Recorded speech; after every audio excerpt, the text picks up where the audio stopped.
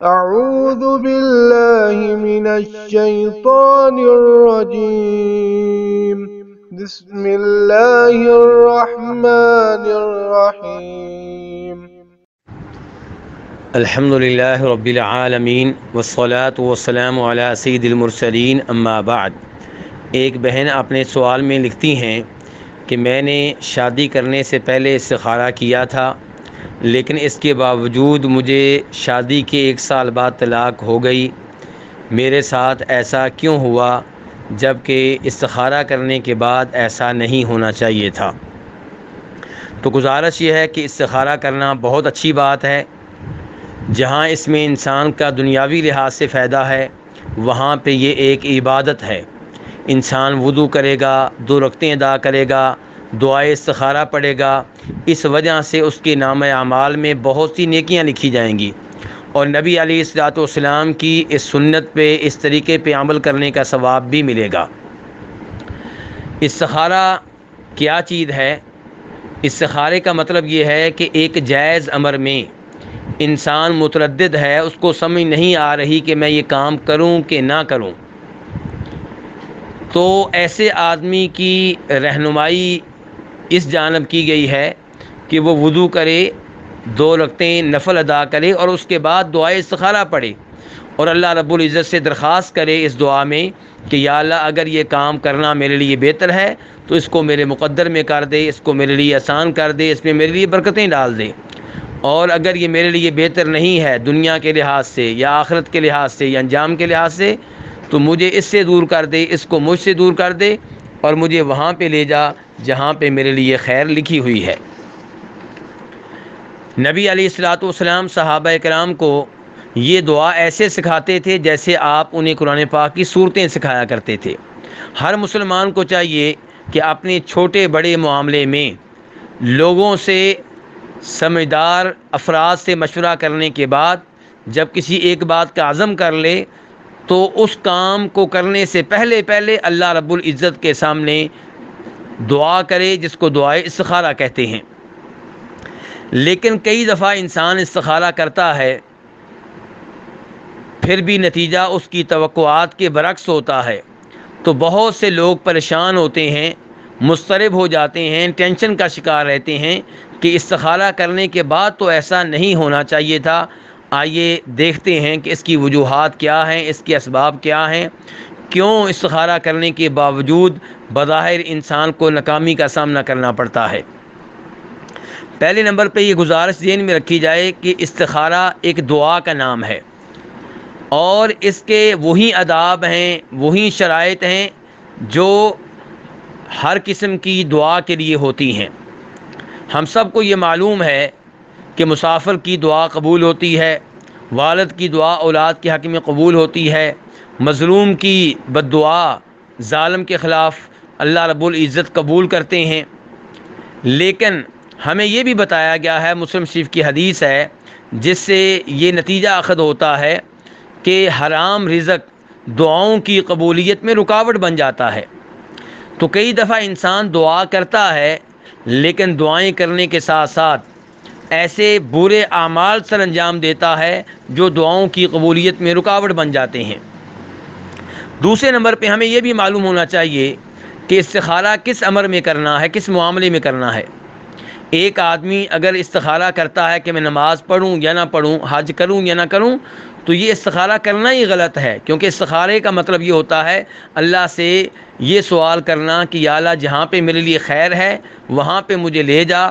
خیر والا کام میری دسترس میں کر دے، میری قدرت میں کر دے۔ اب حج کے بارے میں یہ استخارہ کیوں کیا جائے؟ حج کے بارے میں تو پہلے ہی بتا دیا گیا کہ وہ خیر ہی خیر ہے۔ نمازوں کے بارے میں تو پہلے ہی بتا دیا گیا کہ وہ خیر ہی خیر ہے، اس میں استخارہ کیوں کریں؟ اگر کوئی آدمی استخارہ کرے شراب کی دکان کھولنے کے بارے میں تو استخارہ غلط ہے، کیونکہ شراب کی دکان کے بارے میں پہلے ہی بتا دیا گیا کہ شراب شر ہے، اس میں خیر نہیں ہے، اس میں نقصان ہی نقصان ہے، یہ گناہ ہی گناہ ہے، تو اس میں استخارہ کرنا استخارہ کرنے والے کی غلطی ہے۔ ایسی اگر کسی کا نکاح کسی ایسی لڑکی سے ہو رہا ہے جس کے بارے میں پہلے اس سے معلوم ہے کہ وہ شرک کرتی ہے، وہ قبر والوں کو مشکل کشا حاجت روا سمتی ہے، وہ قبر والوں سے مشکل اوقات میں دعائیں کرنے کا عقیدہ رکھتی ہے،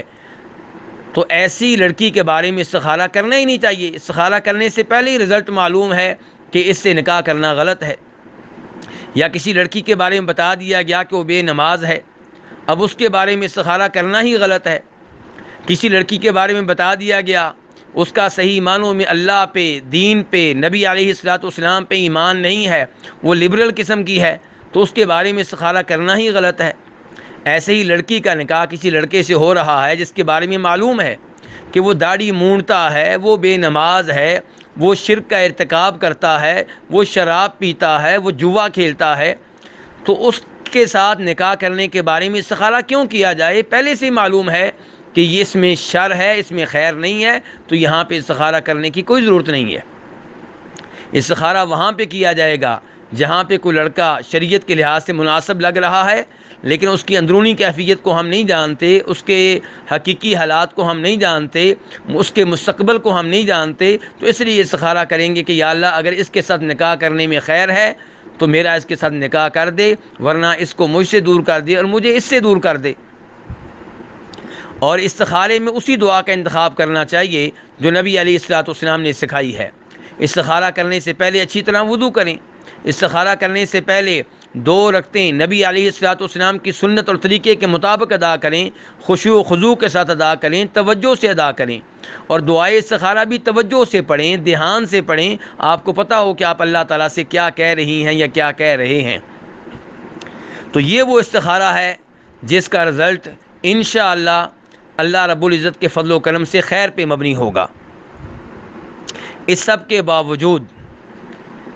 کہ آپ نے وضو بھی صحیح کیا، نماز بھی صحیح پڑھی، دعائے استخارہ بھی توجہ سے کی، کبیرہ گناہوں سے بھی آپ بچتے ہیں،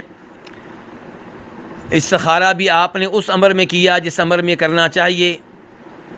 لیکن رزلٹ آپ کی توقعات کے مطابق نہیں آیا، تو یقین جانیں کہ جو رزلٹ آیا اسی میں آپ کے لیے کوئی نہ کوئی خیر تھی۔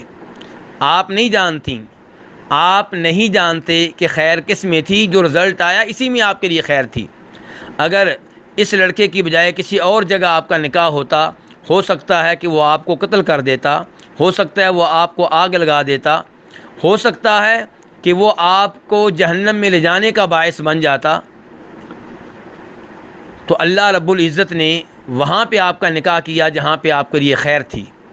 جہاں پہ آپ کا نکاح ہوا آپ کو طلاق ہو گئی، اس طلاق ہونے کی وجہ سے آپ صدمے کی حالت میں ہیں، آپ پریشان ہیں، ٹینشن کا شکار ہیں، اللہ سے رجوع کرنے کا موقع ملے گا، اللہ کے سامنے گڑگڑانے کا موقع ملے گا، اللہ سے اپنے گناہوں کی معافی مانگنے کا موقع ملے گا، تہجد کے ٹائم آپ اٹھیں گی، اللہ کے سامنے روئیں گی، گڑگڑائیں گی، تلاوت کثرت سے کریں گی، نفل نمازیں کثرت سے پڑھیں گی، تو اس کا مطلب یہ ہے کہ یہ طلاق آپ کے لیے مفید ثابت ہوئی ہے، آپ کو اللہ کے قریب ہونے کا موقع مل گیا ہے، اور اب اللہ تعالیٰ آپ کو کوئی ایسا خاوند دے گا جو انشاءاللہ جنت میں لے جانے کا باعث بنے گا۔ کئی دفعہ نکاح سے پہلے انسان میں تکبر ہوتا ہے، انسان فخر و غرور کرنے والا ہوتا ہے، انسان کو ناز ہوتا ہے، فخر ہوتا ہے اپنی برادری پہ، اپنے بھائیوں پہ، تو طلاق ہونے کی وجہ سے انسان سے یہ اکڑ پن ختم ہو جاتی ہے، تکبر ختم ہو جاتا ہے، غرور ختم ہو جاتا ہے، انسان اللہ کے سامنے جھکنے والا بن جاتا ہے، خشوع و خضوع کا اہتمام کرنے والا بن جاتا ہے۔ اس کا مطلب یہ ہے کہ طلاق میں خیر ہوئی۔ تو اس لیے جو آپ کے ساتھ ہوا، اگر استخارہ صحیح تھا، اگر آپ شرک سے دور تھے، کبیرہ گناہوں سے دور تھے،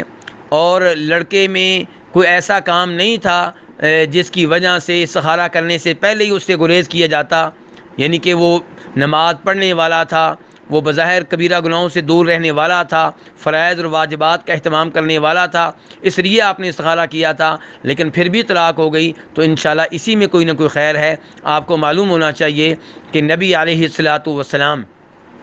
ان پہ بہت آزمائشیں آئیں، بہت مشکلات آئیں، اور آپ سے پہلے جو انبیاء کرام علیہم الصلوۃ والسلام گزرے ہیں ان پہ بھی بہت مشکلات آئی ہیں، تو آپ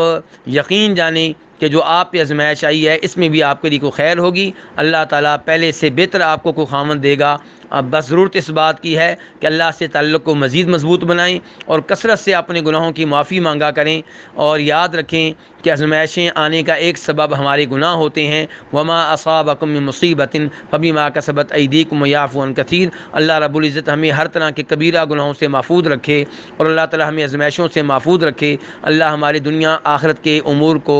سنوارے، اور اللہ تعالیٰ روز قیامت ہمیں عذاب قبر، عذاب جہنم سے بچا کر جنت میں اعلیٰ مقام عنایت فرمائے، اپنے نبیوں کے ساتھ، اپنے شہداء کے ساتھ، صالحین کے ساتھ، صدیقین کے ساتھ۔ وآخر دعوانا الحمد للہ رب العالمین۔